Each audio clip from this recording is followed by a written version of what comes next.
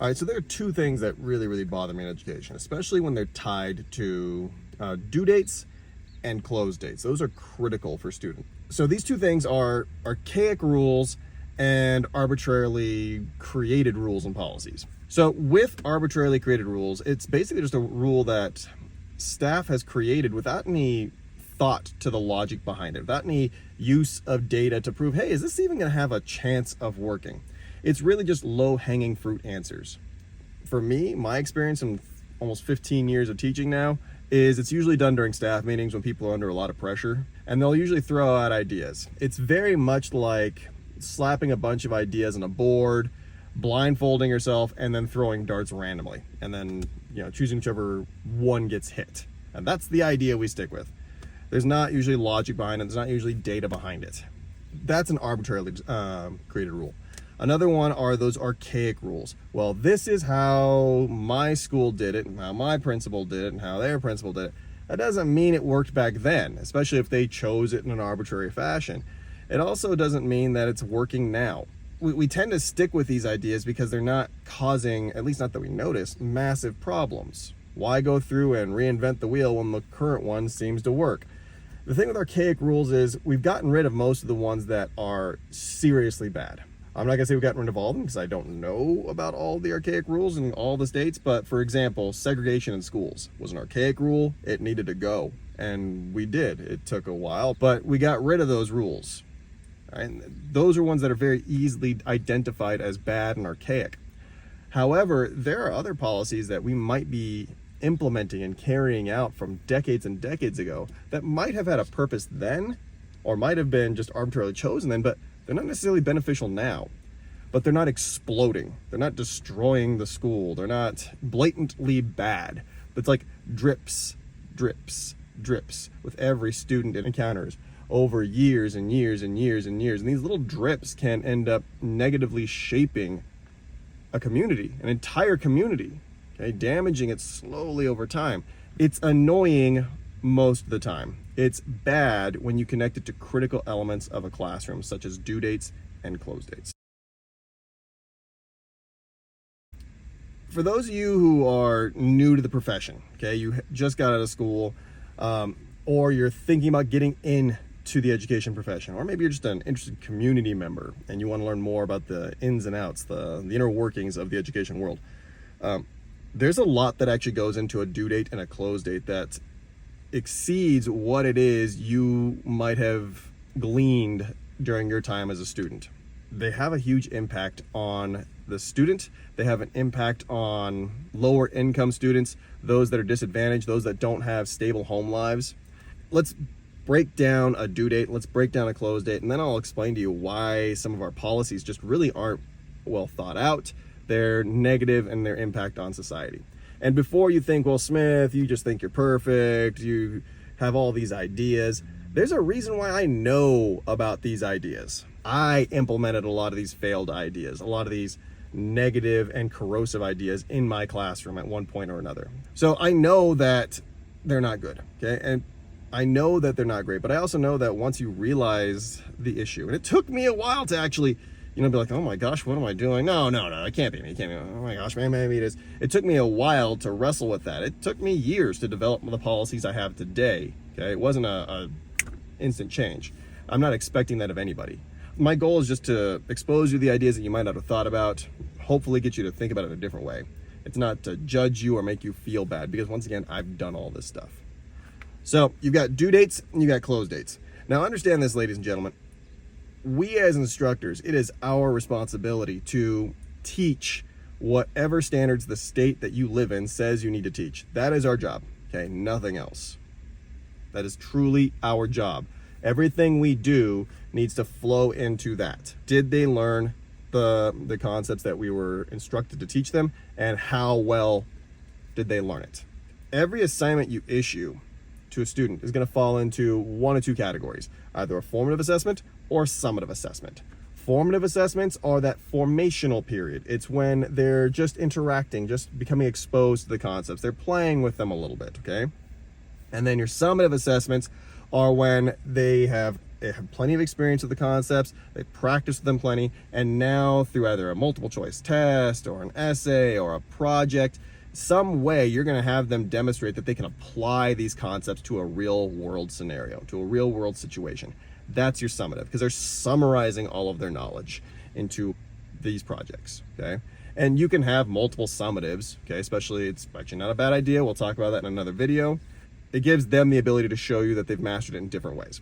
The only thing you are to do when you are grading those assignments is to give a grade based on the student's acquisition of the knowledge, their demonstration of how they've worked with the knowledge.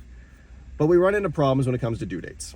So we need due dates, okay? Human beings need structure. Students oftentimes, if you don't give them a due date, will not do the assignment until it's the end of the semester, okay? Period, at all. Good students and bad students, because they don't see an immediate negative to it, or a negative to not doing it. Human beings need structure. Due dates give that to you. It's okay to issue a due date. When you issue the due date is truly based on your needs as the instructor and what you believe is the amount of time students need in order to have a fair chance at successfully completing the assignment. You issue the due date, okay, and now you've got an option. There's a close date. Okay, now that close date can be the due date if that's what you want. It's entirely up to you. So the due date and close date can be the same, or you can separate the two out and the close date can be at some later point. This is where we start running into the first issue. All right, this is where we run into arbitrary for the most part, but it could also be archaic, because if you say this is what my teachers did, so therefore I'm going to do this. A lot of teachers will say, if you don't turn this assignment in by the due date, then I'm going to start taking off points. I'm going to start taking off percentage points from your assignment. Guys and gals, no. Just no. I am going to bet that nowhere in your standards for English, social studies, the sciences, mathematics, I am going to bet dollars to gourmet donuts that nowhere in those does it say anything about assessing a student's punctuality. There might be a state or two here and there, but in almost all those core subjects, I'm going to bet there's nowhere in there about assessing punctuality. It's going to be about assessing. It's going to be about social studies skills. It's going to be about mathematics skills and science. It's not going to be, did they get this in on time? There might be some life classes, some employment classes that you have that have those kinds of standards. Okay, cool. That's where that belongs. But I'm going to bet in your core classes, those don't exist. There are no punctuality standards. Okay, like I said, dollars to gourmet donuts. Why is this important? Because when you say, hey, you turn it in late, I'm gonna start taking off points, you're going outside of the standards. And let's say that student turns in a good paper. Okay, now they just needed extra time. They really did. They're a teenager, they got distracted, it happens. Something happened in their life they don't want to share with you. It happens a lot. Any number of reasons why they turn that assignment in late. Okay, some of them valid, some of them not, some of them just to be expected. They're teenagers. It's a sun rises in the east and sets in the west kind of thing. You just have to accept it as a part of our profession. However, when that student turns that work in, and then you deduct points, which impacts their overall grade, that student did better than what you said they did. They demonstrated a greater mastery of that content than you said they did. And thus, when you reported the grades to the state, they're not accurate grades. When that got slapped in their transcript and that got put on their record, that student did better than you actually gave them credit for. That is your job. Your job is to essentially state to the state how well this student understood the concepts, not their punctuality. All right?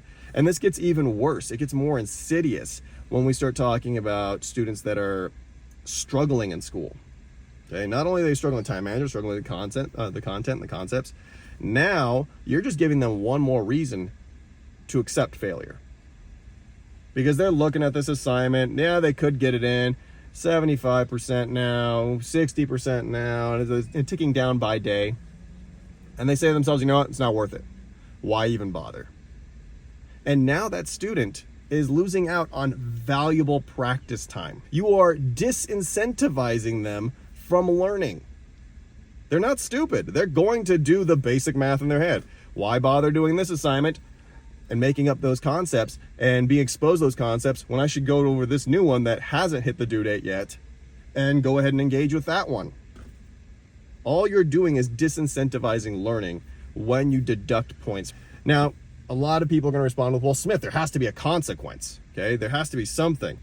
I'm not disagreeing with you, but not for the reasons why you're saying it. You're trying to teach life skills, which are not, unless they're directly in your standards from the state and they're applied to your subject, are not your job. I don't disagree there needs to be a consequence, but it's so that way you can accurately report what the student's overall knowledge of the content was. So we've split the due dates and the close dates. So two separate things now, okay? So keep that in mind. The student passes the due date. Issue the 0. Okay, give them a 0, slap it on their grade. And now you're saying to yourself, well, Smith, that's not fair. You just said that whatever scores we give them should be reflective of their knowledge. Well, I didn't get a chance to assess their knowledge, so I shouldn't give them a 0.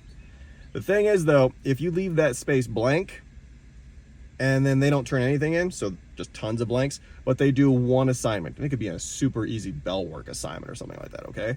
Something where it's more of just participation based as opposed to actual, end product based. You do that and they get an A on that, that becomes their overall grade in the class. They demonstrated no content knowledge other than that one little tiny assignment, and that becomes their overall grade for the entire class. And then you go and report grades and the kid suddenly got an A.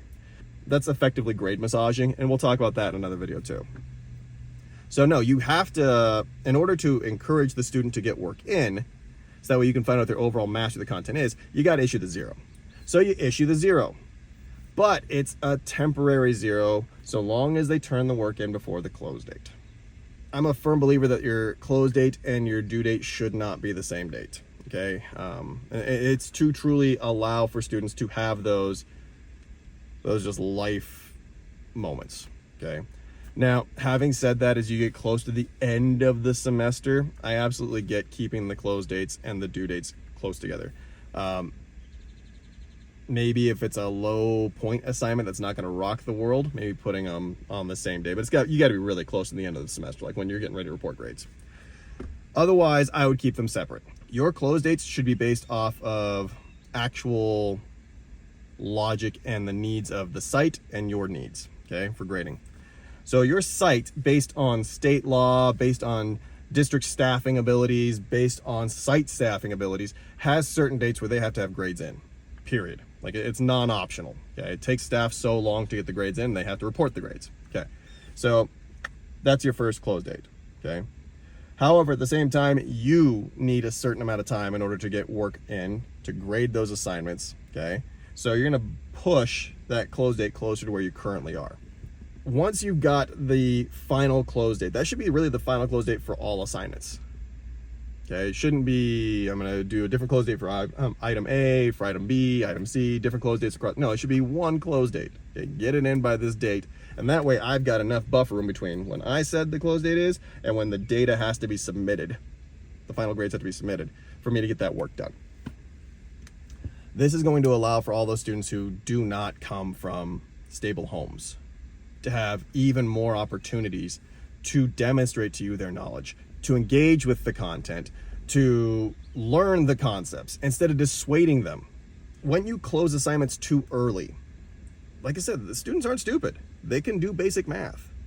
A kid who's in the 20% and it's 2/3 of the way through the semester is gonna be like, why bother? Yet another reason why I should not be trying in school, because there's no point. Even if I do everything from here on out, Mr. Y went and put close dates on all the earlier work, and there's no way I can go back and complete those assignments. Okay? Now, some of you at this point are like, but Smith, we could issue extra credit, we could excuse assignments.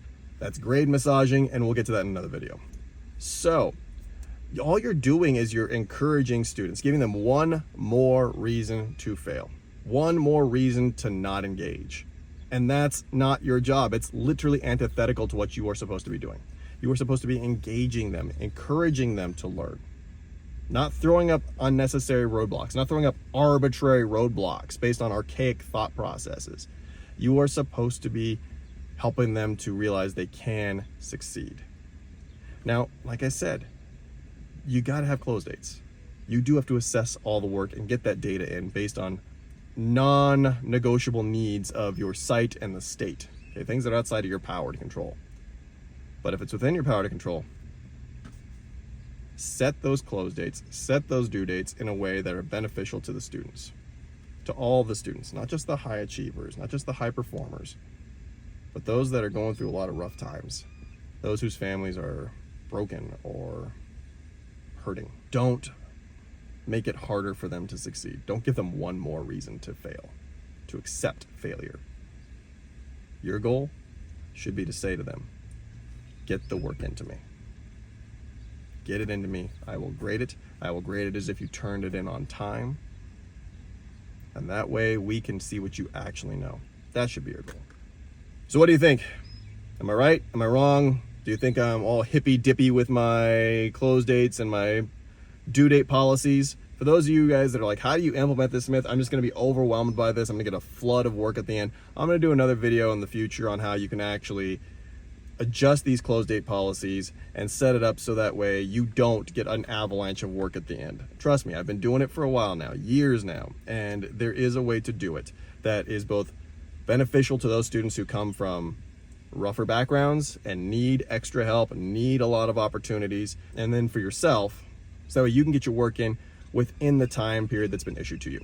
Like, subscribe, comment. Please tell me in the comments below. Am I right? Am I wrong? All right, let me know. Talk to you later.